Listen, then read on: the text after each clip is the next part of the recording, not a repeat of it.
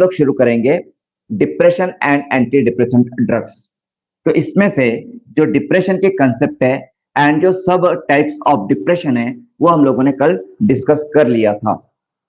आज के लेक्चर में हम लोग डिप्रेशन से रिलेटेड कुछ की पॉइंट्स स्टडी करेंगे एंड एंटी डिप्रेशन ड्रग्स का जो क्लासिफिकेशन है, क्लासिफिकेशन, मैकेनिज्म ऑफ एक्शन, उसके कुछ adverse effects, side effects, contraindications, ये हम लोग अभी डिस्कस करेंगे। सो नाउ फर्स्ट की point, decreased levels of monoamine neurotransmitters such as serotonin, noradrenaline, dopamine are believed to be the pathophysiological basis in most cases of depression. Okay, तो depression, तो chemicals या neurotransmitters, तो normally depression में कौन से neurotransmitters involve होते हैं? तो न्यूरोट्रांसमीटर्स, तो डिप्रेशन में सीरोटोनिन, नॉरएड्रेनालिन, डोपामिन, ये जो मोनोअमाइन न्यूरोट्रांसमीटर्स है, तो नॉर्मली ये मोनोअमाइन न्यूरोट्रांसमीटर्स के लेवल डिप्रेशन में लो हो जाती है, कम हो जाती है। तो जो डिप्रेशन का जब हम ट्रीटमेंट करेंगे तो उसमें क्या किया जाएगा? तो डिप्रेशन के ट्रीटमेंट में ये जो मोनोअमाइन न्यूरोट्रांसमीटर्स है, जैसे सीरोटोनिन है, नॉरएड्रेनालिन है, डोपामिन है, इनके लेवल को बढ़ाया जाएगा।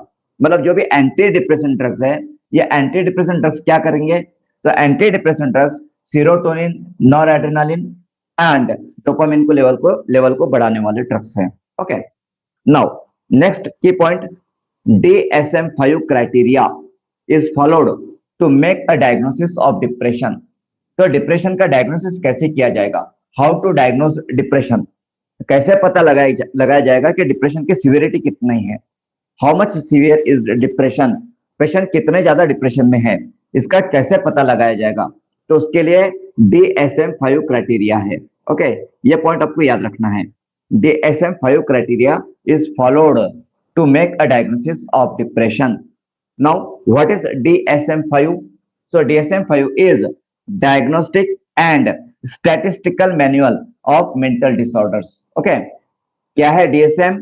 सो DSM is diagnostic and statistical manual of mental disorders.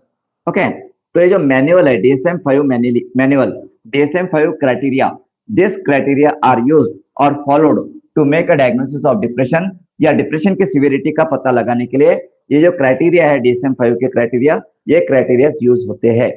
Okay, then treatment modalities available to treat depression are. तो डिप्रेशन को किस तरह से ट्रीट किया जा सकता है? तो first psychotherapy alone, only psychotherapy का यूज करके। Then pharmacotherapy alone, pharmacotherapy that means using drugs, drugs का यूज करके। Okay, then third one is psychotherapy combine with pharmacological therapy. तो तीसरे इसमें साइकोथेरेपी भी हो सकता है, उसके साथ में फार्मेकोथेरेपी मतलब ड्रग्स का भी यूज किया जाएगा। So this are the modalities to treat depression. Okay, तो इसमें now let's discuss the anti depression drugs, मतलब जो फार्मेकोथेरेपी है, ये फार्मेकोथेरेपी डिप्रेशन की, इसको हम लोग डिस्कस करेंगे। Okay, so antidepressant drugs, so antidepressant drugs are used to treat depression and other mental health disorders, other mental health disorders जिसमें एंजाइटी डिसऑर्डर्स है। एंजाइटी है क्या normal anxiety? No, normal anxiety नहीं है, एंजाइटी डिसऑर्डर्स है। So anxiety disorders as well as other medical conditions such as migraine, headaches, chronic pain and premenstrual syndrome PMS। तो जो anti depression drugs है, anti depression drugs के जो indication है या जो यूजेस है, थेरेप्यूटिक यूजेस, वो क्या है? तो एंटी डिप्रेशन ड्रग्स ये डिप्रेशन को ट्रीट करने के लिए तो यूज होते ही है, डिप्रेशन को ट्रीट करने के लिए तो यूज होते ही है। इसके अलावा एंजाइटी डिसऑर्डर्स, एंजाइटी डिसऑर्डर्स के लिए, then migraine, headaches, chronic pain and pre menstrual syndrome को ट्रीट करने के लिए भी एंटी डिप्रेशन ड्रग्स का यूज किया जाता है। Okay, then most of the anti depression drugs work by, अब यहाँ पे समझ के लीजिए। ओके, ये मैकेनिज्म ऑफ एक्शन आ रहा है। जितने भी एंटी डिप्रेशन ड्रग्स है, इनका बेसिक मैकेनिज्म ऑफ एक्शन क्या है? बेसिकली क्या करते हैं ये drugs? So most of the anti depression drugs work by increasing levels of serotonin, norepinephrine और dopamine within the synaptic cleft in the synapse, within the synaptic cleft. Okay, तो जितने भी anti depression drugs है, ये drugs क्या करते हैं? तो ये ड्रग्स सीरोटोनिन और नॉरएपिनेफ्रिन और डोपामिन की लेवल जो है सीएनएस में ये लेवल्स बढ़ा देते हैं। Okay, so these are the some of the key points related to antidepressant drugs. Now let's see the classification of antidepressant drugs. IMP है, एंड जैसे कि आप जानते हो कि हर लेक्चर में, डेली जो हमारा लेक्चर होता है उस लेक्चर में हम एक या दो क्लासिफिकेशन स्टडी करते हैं, एंड ये सभी क्लासिफिकेशन IMP है।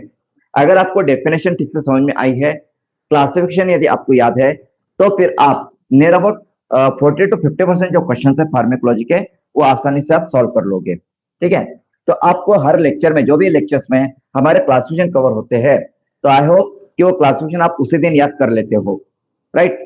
करते हो ना? तो आई होप कि जिस दिन हमारा जो क्लासिफिकेशन होता है, आप उसी दिन उस क्लासिफिकेशन को याद कर लेते हो एंड डेली आप उसको रिवाइज करते हो। आपको ध्यान देना है, अगर आप ये जो भी एग्जाम्स है, DHS है, DMER है, RRB है, CRE एम्स है, ड्रग इंस्पेक्टर की एग्जाम्स है, ZP है, महानगर पालिका की एग्जाम्स है, ये एग्जाम्स में यदि आपको क्लियर करना है, क्वालिफाई करना है, पास होना है, सक्सेस हासिल करना है, तो नोटिफिकेशन आने के बाद में यदि आप स्टडी शुरू करोगे तो फिर आप मुश्किल में रहोगे। आपको अभी से स्टडी करना है, नोटिफिकेशन आने के बाद में आपको रिवीजन करना है। क्या करना है? आपको रिवीजन करना है। अभी नोटिफिकेशन आने से पहले आपका पूरा स्टडी हो जाना चाहिए। नोटिफिकेशन आने के बाद में आपको MCQ सॉल्व करना है, आपको रिवीजन करना है, ये ध्यान रखिए। ओके, तो यहाँ पे classification of anti depressant drugs, तो यहाँ पे सर कितना टाइम रहता है नोटिफिकेशन रिलीज होने के बाद exam? How much normally time? Normally notification release होने के बाद में एक अराउंड 1.5 मंथ से लेकर के, तो सॉरी 1.5 मंथ से लेकर के तो 6 मंथ तक का समय हो सकता है। कुछ केसेस में 1.5 मंथ का समय मिलता है, जैसे कि सिपॉय फार्मा का है, सिपॉय फार्मा का, जिसमें आपको 1.5 से 2 महीने का समय मिलता है। RRB में आपको 2 से 3 महीने का समय मिलता है। CRE एम्स में आपको 1.5 से 2 महीने का समय मिलता है। ड्रग इंस्पेक्टर यदि MPSC कर रही हो तो नियर अबाउट 3 to 4 मंथ्स का समय मिल जाता है। UPSC करता है तो नियर अबाउट 6 महीने का समय मिल जाता है। तो ये डिपेंड्स करता है कि कौन सी एजेंसी एग्जाम कंडक्ट कर रही है, उस पर डिपेंड करेगा। तो नॉर्मली आपको 2 महीने से लेकर के तो 6 महीने तक का समय मिल जाता है नोटिफिकेशन के बाद में। बट आपको स्टडी करना है तो आपको अभी से स्टडी करना होगा। नोटिफिकेशन आने के बाद में आपको सिर्फ रिवीजन करना है, MCQ करना है, और हम उसी तरीके से प्लान कर रहे हैं कि नोटिफिकेशन आने से पहले आपका सिलेबस जो है वो कवर हो जाए, ताकि बाद में आप सिर्फ रिवीजन करो और MCQ की प्रैक्टिस करो। ओके, ठीक है, चलिए। Okay, so classification of anti depressant drugs. Okay, तो यहाँ पे इस क्लासिफिकेशन में first one is SSRI। SSRI, that is selective serotonin reuptake inhibitors. Second one is SNRI, that is serotonin norepinephrine reuptake inhibitors. तो reuptake inhibitors, तो ये reuptake क्या होता है? तो reuptake जैसे हमने इसके पहले भी डिस्कस किया है कि जो न्यूरॉन्स होते हैं, जैसे यहाँ पे हम लोग सीरोटोनर्जिक न्यूरॉन की बात करेंगे। सीरोटोनर्जिक न्यूरॉन्स मतलब जिसमें से सीरोटोनिन रिलीज होता है। ओके, तो सीरोटोनिक न्यूरॉन है, यहाँ पे आपका इफेक्टर सेल रहेगा या और कोई न्यूरॉन रहेगा। इस न्यूरॉन पे या इफेक्टर सेल पे यहाँ पे सीरोटोनिन के रिसेप्टर्स होंगे, सीरोटोनिन रिसेप्टर्स। ओके, ये जो फिनोमिनॉन है रिएप्टेक का, ये हम लोगों ने एसिटाइल कोलिन में और नॉर एड्रेनालिन में भी डिस्कस किया था। जब हम लोगों ने drug acting on peripheral nerve system, drug acting on autonomic nerve system discuss किया था, उस समय भी ये फिनोमिनॉन हमने डिस्कस किया था।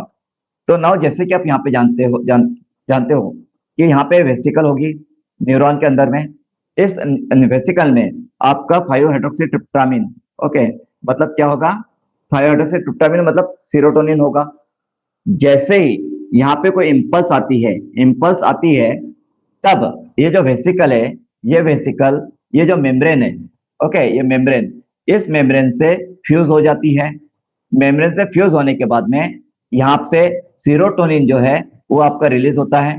सीरोटोनिन सिनेप्स में रिलीज होता है। This is the synapse. ये जो गैप है, this gap is synapse. Okay, तो सिनेप्स है, सिनेप्टिक क्लेफ्ट है, तो सिनेप्स में ये सीरोटोनिन जो है वो रिलीज होगा। अब यहाँ पे सीरोटोनिन या नॉर एड्रेनालिन भी है, डोपामिन भी है। ओके, तो हम सीरोटोनिन की बात कर रहे हैं, डोपामिन भी हो सकता है और नॉर एड्रेनालिन भी होता है। तो यहाँ पे ये आपका डोपामिन या serotonin and noradrenaline release होता है, एंड ये जो रिलीज की प्रोसेस है, this is known as exocytosis. ये प्रोसेस का नाम क्या है? एक्सोसाइटोसिस। तो जो नॉर एड्रेनालिन रिलीज होता है सिनेप्स में, या डोपामिन रिलीज होता है, या सीरोटोनिन रिलीज होता है, तो कौन से प्रोसेस से होता है? तो एक्सोसाइटोसिस के प्रोसेस से रिलीज होता है।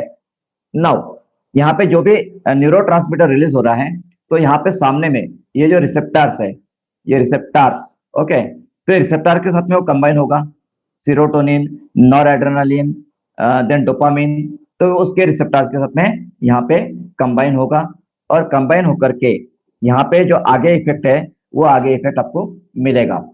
देन यहाँ पे जो रिमेनिंग अमाउंट है आपका न्यूरोट्रांसमीटर का, इसमें से कुछ अमाउंट ये ब्लड में डिफ्यूज हो जाएगा। कहाँ पे डिफ्यूज होगा? ब्लड में, ब्लड सर्कुलेशन में चला जाएगा। एंड जो भी रिमेनिंग जो है कुछ, तो यहाँ पे कुछ ट्रांसपोर्टर्स होते हैं, ट्रांसपोर्टर्स, ओके।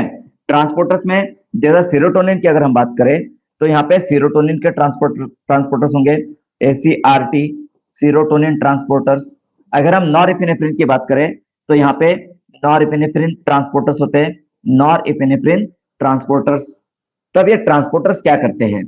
तो यहाँ पे जो भी एक्सेस में आपका न्यूरोट्रांसमीटर है, ओके, एक्सेस में जो भी आपका न्यूरोट्रांसमीटर है, जैसे आपका डोपामिन है, या फिर आपका नॉरएपिनेफ्रिन है, या फिर आपका सीरोटोनिन है, वो दोबारा इस न्यूरॉन में आ जाएगा, जहां से रिलीज हुआ था उसी न्यूरॉन में ये दोबारा आ जाएगा।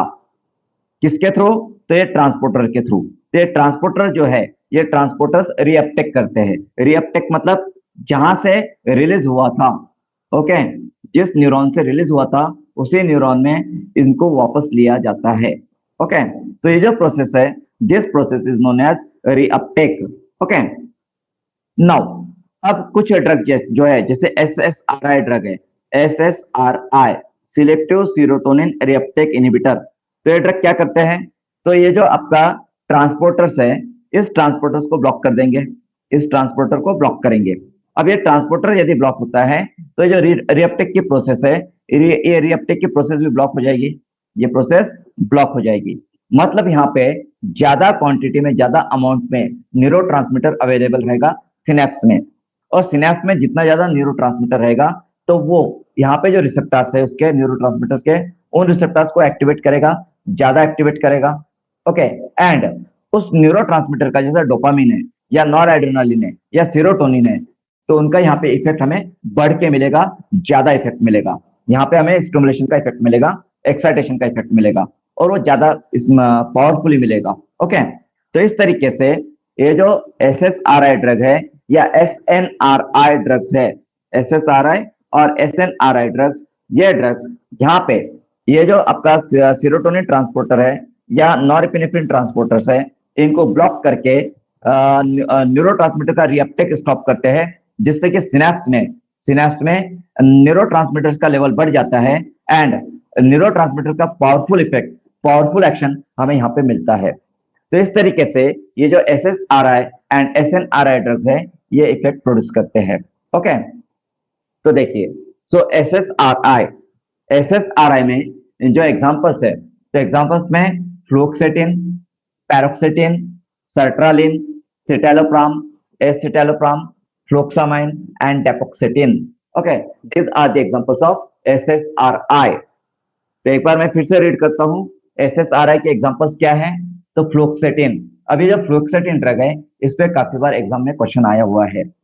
Then paroxetine, then sertraline, citalopram, escitalopram, fluvoxamine and dapoxetine, okay. These are the SSRI।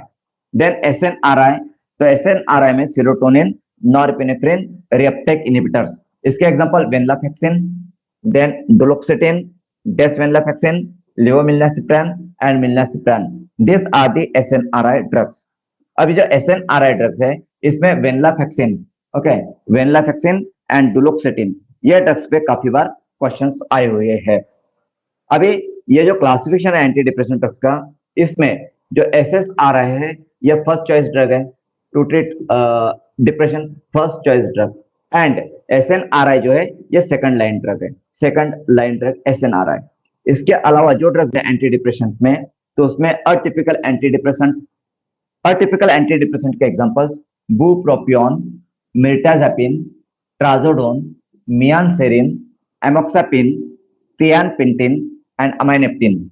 Okay, तो ये ड्रग्स है atypical anti depressants. Then next है reversible inhibitors of MAO A. Okay, reversible inhibitors of MAO A, RIMAs. अब ये MAO क्या है? What is Mao?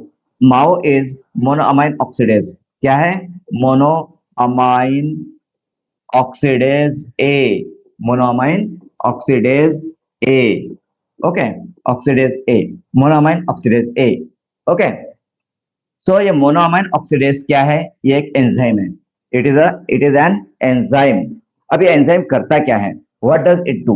Okay, तो जैसे कि आपने यहाँ पे रीअपटेक देखा था, तो जब ये रीअपटेक होता है सेरोटोनिन का या नॉर एड्रेनालिन का या डोपामिन का, तो यहाँ पे जितना भी रीअपटेक होकर के जो भी न्यूरोट्रांसमीटर अंदर आता है, तो न्यूरॉन्स में अंदर आने के बाद में, रीअपटेक हो जाने के बाद में, ये जो न्यूरोट्रांसमीटर है, इस न्यूरोट्रांसमीटर्स में से कुछ अमाउंट जो है, कुछ अमाउंट, ओके, तो ये अमाउंट का मेटाबॉलिज्म हो जाता है, डिग्रेडेशन होता है by the enzyme MAO, by the enzyme माओ।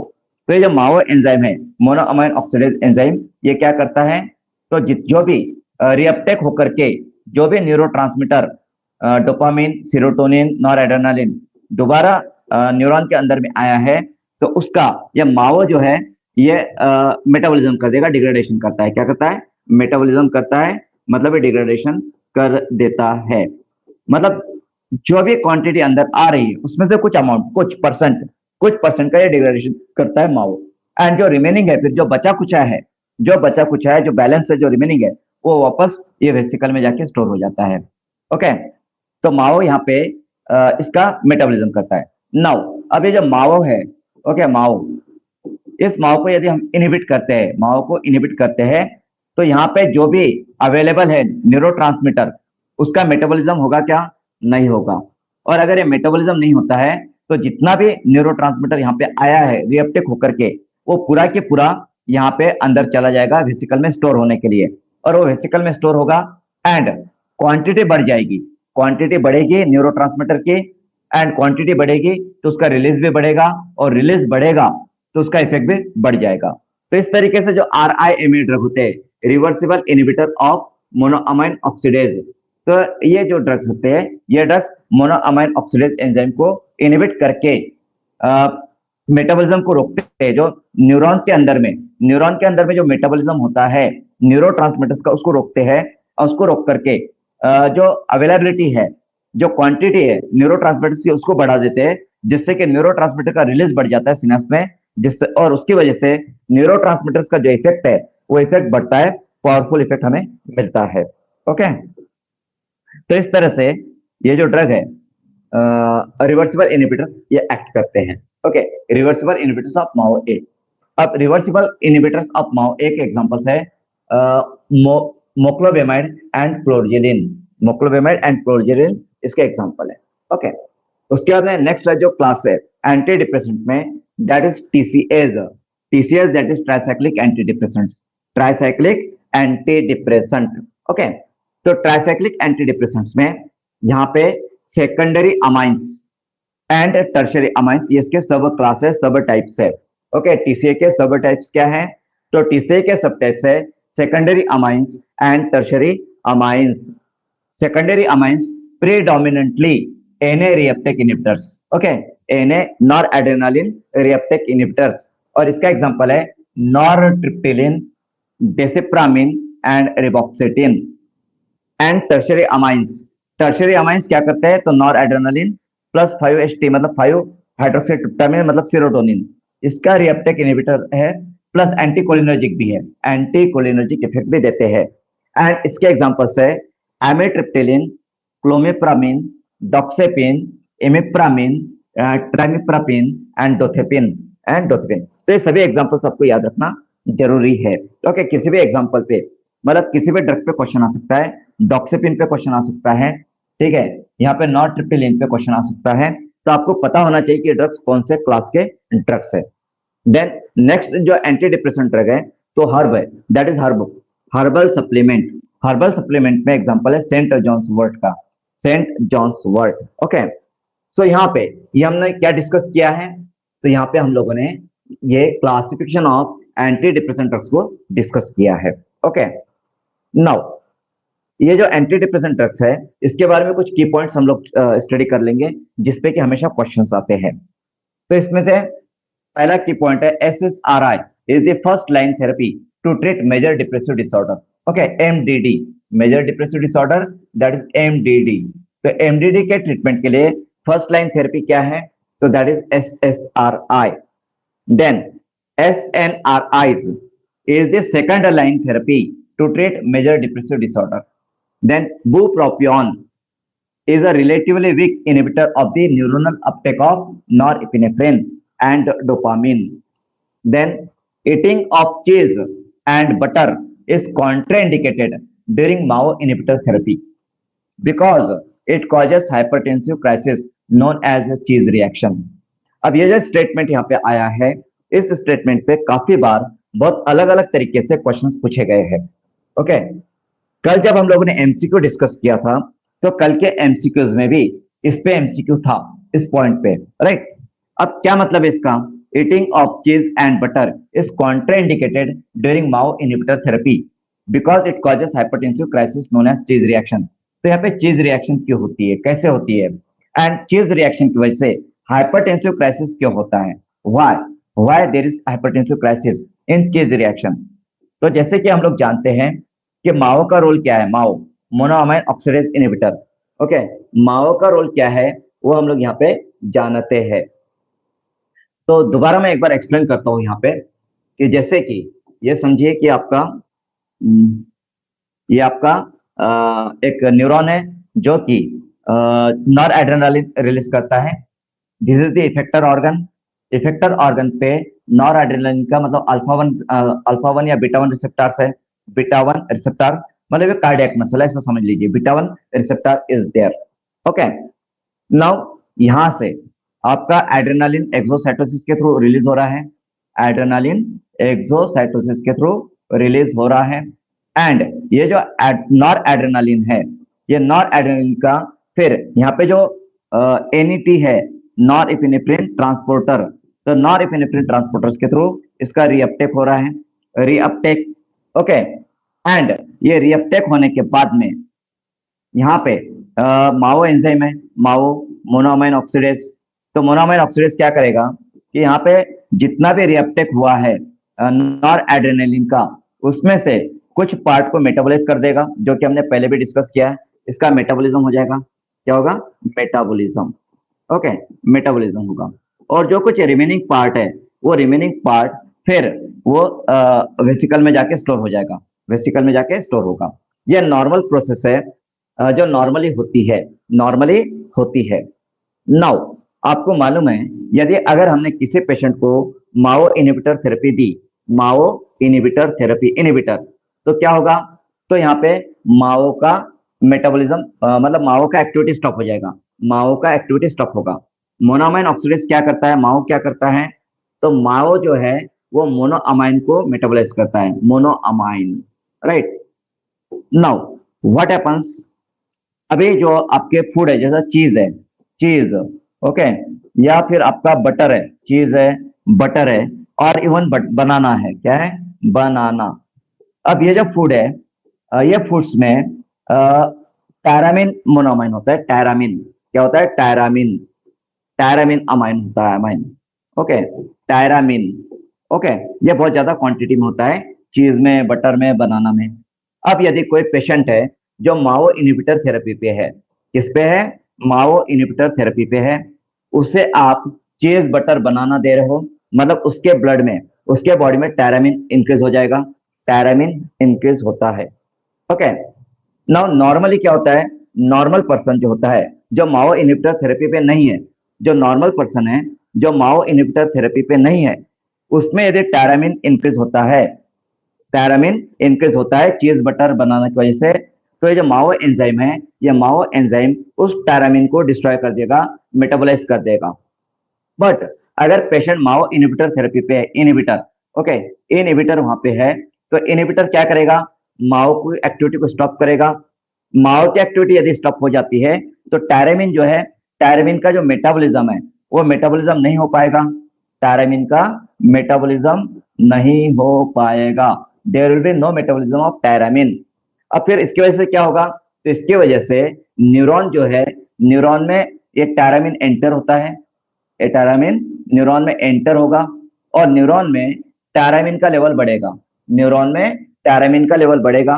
फिर टायरामिन क्या करेगा, तो टायरामिन ये जो वेसिकल है जहां पे आपका एड्रेनालिन स्टोर था, उस वेसिकल में से वो एड्रेनालिन को बाहर निकाल देगा, एड्रेनालिन को बाहर निकालेगा, एड्रेनालिन का रिलीज बढ़ जाएगा, खुद टायरामिन जो है वो वेसिकल में स्टोर हो जाएगा एंड यहाँ पे नॉर एड्रेनालिन जो है उसका रिलीज बढ़ जाएगा। तो इस तरीके से टायरामिन का लेवल न्यूरॉन में बढ़ने की वजह से नॉर एड्रेनालिन का रिलीज बढ़ जाता है, नॉर एड्रेनालिन का रिलीज इंक्रीज होता है उसमें। एड्रेनालिन जो है, तो एड्रेनालिन का भी रिलीज इंक्रीज हो सकता है, एड्रेनालिन का भी रिलीज इंक्रीज हो सकता है। एंड जैसे कि आप जानते हो कि जो नॉर एड्रेनालिन है, nor adrenaline is a pressure agent. Nor adrenaline क्या है, ये एक प्रेशर एजेंट है, प्रेशर एजेंट। प्रेशर एजेंट मतलब क्या, तो ये बीपी को इंक्रीज करता है, इट इंक्रीजेस ब्लड प्रेशर, ये ब्लड प्रेशर को इंक्रीज करता है।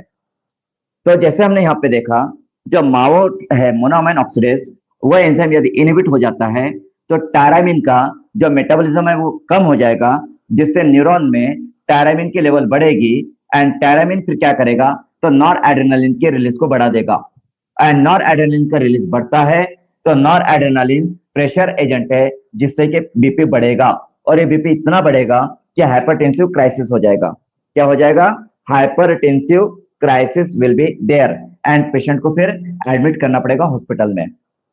दूसरी बात, ये टायरामिन है, tyramine is a precursor of adrenaline, nor adrenaline, ये प्रीकर्सर भी है जो आपके न्यूरोट्रांसमीटर है, ओके, मोनोअमाइन न्यूरोट्रांसमीटर। तो मोनोअमाइन न्यूरोट्रांसमीटर्स का टायरामिन एक प्रीकर्सर भी है, मतलब जो सिंथेसिस है वो भी बढ़ जाएगा टायरामिन की वजह से, मोनोअमाइन का सिंथेसिस, नॉर एड्रेनालिन का सिंथेसिस भी बढ़ जाएगा टायरामिन की वजह से।